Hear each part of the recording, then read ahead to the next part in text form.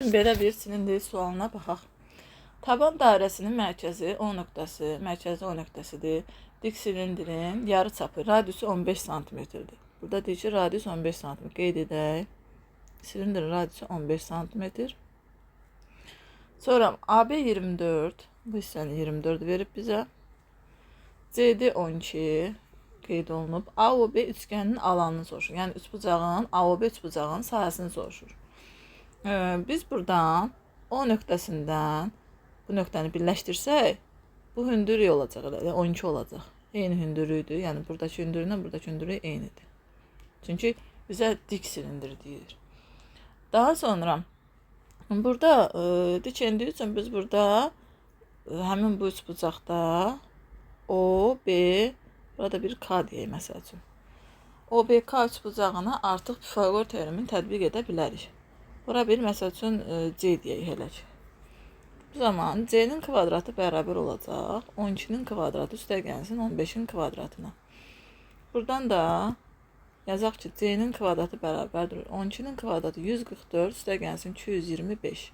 Buradan da C'nin kvadratı bərabərdir 9, 6, 369. C bərabərdir kök altında 369. Hər iki saxlayaq belə. Daha sonra həmin bu AOB üçbucağını kənarda çəkmək istəyirəm. AOB üçbucağını bir kənarda çəkək, göstərək. Deməli, burada burası hissəsi AB olsun və bu hissəsi də O'dur. Aşağı bizdə 24-dür. Bərabər yanlı üçbucaq daxı bu hissələr bərabərdir.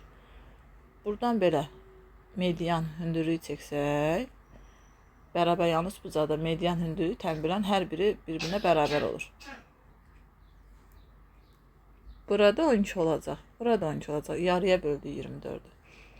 Burada C tərəfi isə bizdə kökdə 369 tapmışdıq. İndi bu hündürlüyü tapaq.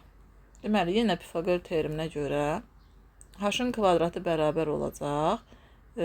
Kök altında 369-un kvadratından çıxacaq 12-nin kvadratını. Buradan da H-ın kvadratı bərabərdir. Bununla bir ixtisar gedəcək. 369 çıx 144. Buradan yazaq. H-ın kvadratı bərabərdir. Deməli, bu edir 2, 2, bu da 5. H da bərabərdir 15. H 15'dir. 15'in kvadratı 225'dir.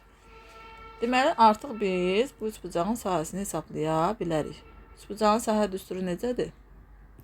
Yazaq. H bərabərdir 2-də 1. Oturacaq vurulsun hündürlük. Oturacağımız 24'dür. Hündürlüyümüzü neçə tapdıq? 15. Buradan da 2'yə ixtisar etsəm, bu olacaq 12. Yəni 12 vur 15 sualımızın cavabıdır. Gəlin 12 ilə 15'i alt-alta vuraq.